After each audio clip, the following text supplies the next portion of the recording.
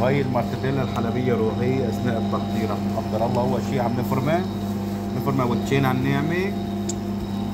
شايفين اللحم؟ هاي المارتديلا لحم هبرة صافي 100%. يعني شطة اللحمة. هلا هاي بس طحناها كمان وشين بدنا نديرها اشو على الخفاقة، نحط معها ثلج ونخفقها تصير كريمية. وهيك من بعد ما حطينا لها البهارات والثلج عم تنخفق. هلا هيك المارتديلا صارت عنا كريمية. وهيك من بعد ما انخفقت عنا المارتديلا حطينا لها توم وسبع بهارات وملح بس. هلا راح نضيف الفستق الحلبي.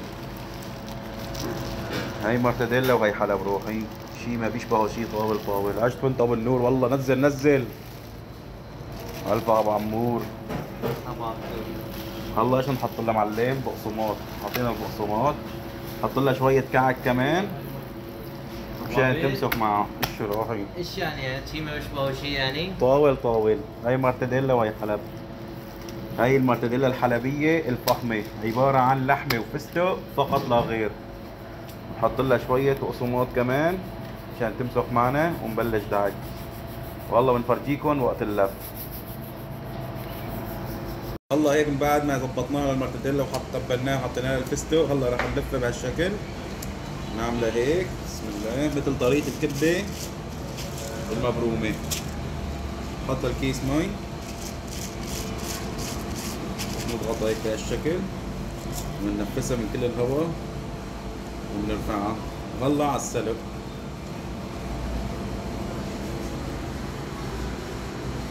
وهيك من بعد ما غلت المية المارتديلا ضفنا لها القرنفل والقرفة والثوم واللومي وورق غار وحب الهال.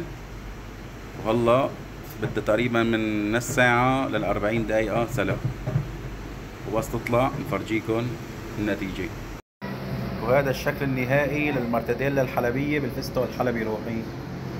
ما شاء الله تبارك الله، شي ما بيشبهه شي. طاول طاول. هاي مارتديلا وهي حلب. هاي الطلبية رايحة على الشيخ زايد، الله يهني صاحب النصيب.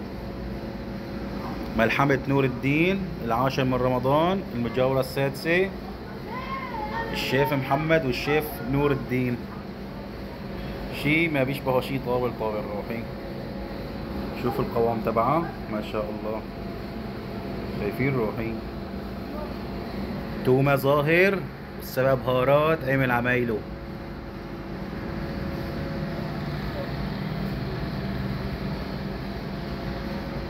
شي لله الأمر. هاي البسطرمة وهي الصاصيجو وهذا السجق الحلبي وهي المارتديلا الحلبية. شي لله الأمر.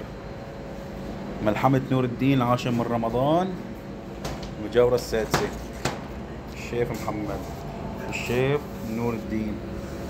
هاي بسطرمة وهي حلب روحي.